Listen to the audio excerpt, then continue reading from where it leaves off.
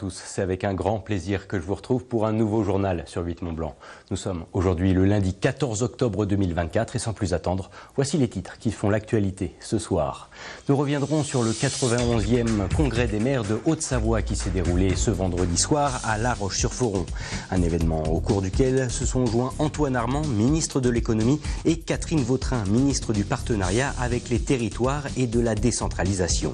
Puis nous prendrons de la hauteur avec l'inauguration de la dernière touche apportée au téléphérique du Salève. Après de nombreuses années de travaux, le site se dote aujourd'hui d'un restaurant bistronomique à la vue imprenable. Découverte à suivre dans ce journal. Mais on débute donc cette édition avec de la politique locale et nationale. Le ministre de l'économie et des finances était en effet présent sur ces terres ce vendredi dans le cadre du congrès des maires de Haute-Savoie. La réunion annuelle des élus locaux organisée à La Roche-sur-Foron a été l'occasion de revenir sur l'annonce dévoilée la veille du projet de loi de finances pour 2025. Un texte qui vise à réduire le déficit public via des coupes budgétaires, notamment pour les collectivités locales. Les explications avec ce reportage réalisé par Chloé Lemeur et Jules Demeur. Au lendemain de l'annonce du projet de loi de finances pour 2025, c'est dans un contexte économique particulièrement tendu qu'a eu lieu ce vendredi le congrès des maires de Haute-Savoie. Pour cause, le nouveau gouvernement demande 5 milliards d'euros d'économies aux collectivités. Suite à cette annonce et face à l'inquiétude des élus locaux, Antoine Armand avait fait le déplacement. Le ministre de l'économie, des finances et de l'industrie a tenu à rappeler la nécessité de cette coupe budgétaire dans la situation économique actuelle. Ma responsabilité, c'est de présenter à nos partenaires européens et à la Commission européenne une trajectoire de redressement de nos comptes publics. Pas pour le plaisir des chiffres, mais parce que c'est une question de souveraineté nationale et que si nous ne tenons pas nos déficits, si nous ne réduisons pas notre dette, c'est tout le coût de financement de l'économie qui partira. Et c'est à la fois ma mission et ma vocation, c'est défendre l'économie, défendre la société, comme ici en Haute-Savoie. Parmi les mesures envisagées par le gouvernement, la mise en place d'un fonds de résilience des finances locales pour lequel 450 collectivités à travers l'Hexagone seraient prélevées de 2% sur leurs recettes et la Haute-Savoie n'y ferait pas exception avec une ponction estimée à 18 millions d'euros, un montant qui inquiète les élus du territoire.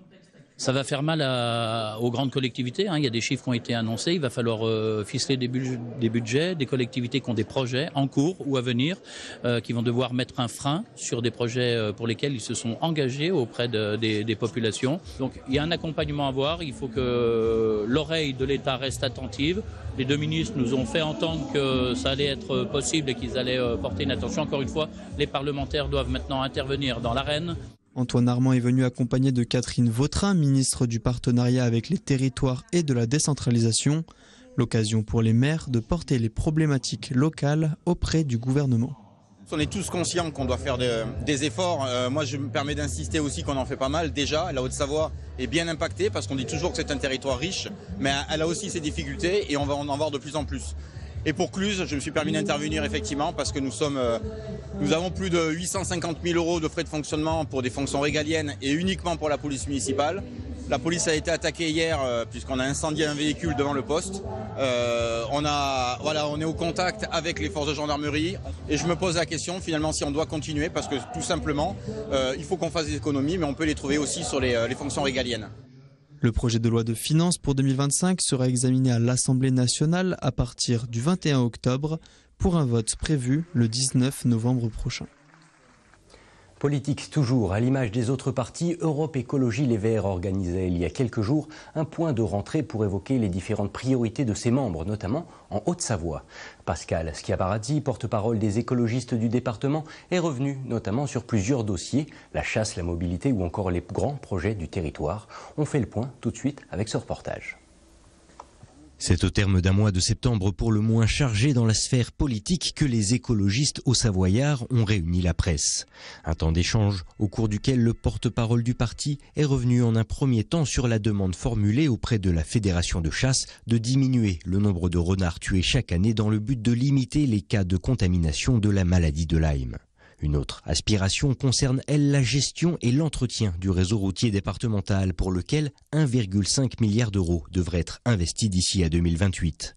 Un chiffre qui comprend le bouclage du contournement d'Annecy ou encore la sécurisation de la route départementale 22 menant à la vallée d'Abondance. Pour nous, ça manque de vision à long terme puisque quand on construit des routes on invite plus de voitures à venir sur ces routes, donc ça augmente les émissions de gaz à effet de serre, ça accélère les effets du réchauffement climatique et plus il y aura de voitures, plus les routes seront abîmées, plus il faudra les réparer, plus ça coûtera de l'argent. Donc nous, ce que nous disons, c'est qu'il faut effectivement anticiper les effets du réchauffement climatique et penser peut-être autrement, essayer de trouver d'autres alternatives, penser au transport public, le ferroviaire. On sait que notre département il est très en retard.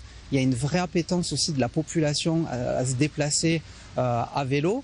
Des attentes exprimées par Pascal Schiabarazzi qui regrette également un manque de communication entre élus et population à l'image du projet du futur collisionneur circulaire du CERN, dont le tunnel d'une circonférence de 90 km impacterait directement toute une partie du territoire. Le projet du CERN, qui est un projet monumental qui dépasse tout ce qui a été voulu sur notre département. Et aujourd'hui, quand on interroge un habitant, au hasard, comme cela, si on lui parle de collisionneur, il ne sait absolument pas de quoi on lui parle. Si même on lui parle du CERN, il ne sait pas ce que c'est.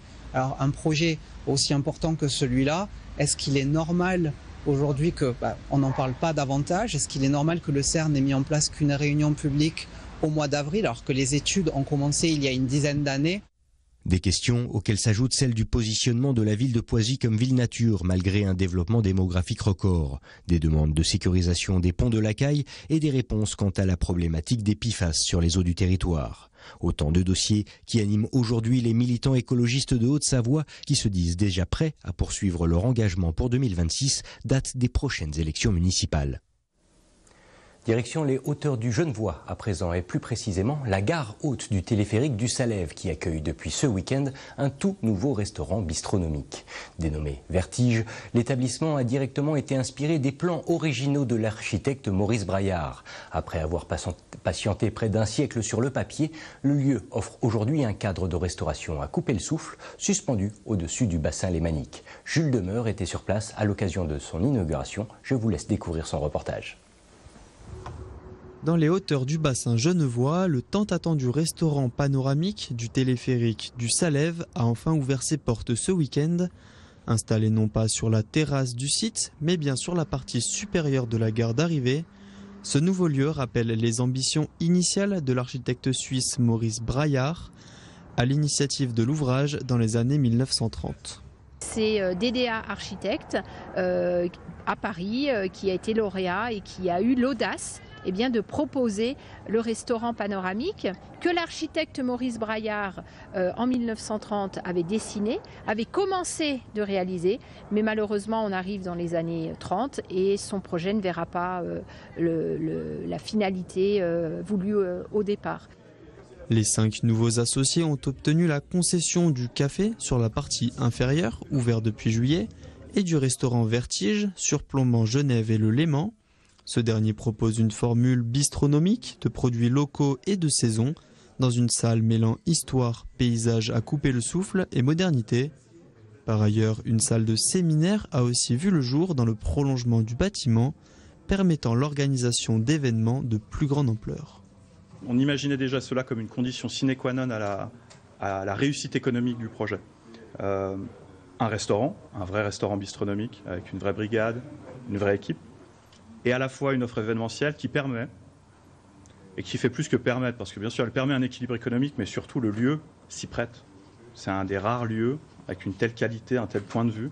Je pense dans tout le bassin genevois, on n'a pas une telle vue et un tel lieu pour accueillir des groupes. Un contrat de 10 ans a été signé par la société Le Panoramique du Salève pour la concession du café et du restaurant.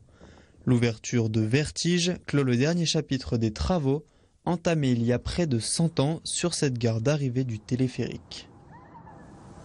Voilà ce qui conclut cette page d'actualité sur notre antenne. Merci de votre intérêt pour les news sur 8 Mont-Blanc et bien sûr, merci à toute l'équipe. Dans un instant, Thierry Paul me prend le relais pour le bulletin météo quotidien. Et pour ce qui est du retour de l'actualité, le rendez-vous est déjà pris pour demain, mardi à partir de 18h. D'ici là, je vous souhaite une agréable fin de journée avec nos programmes. À bientôt.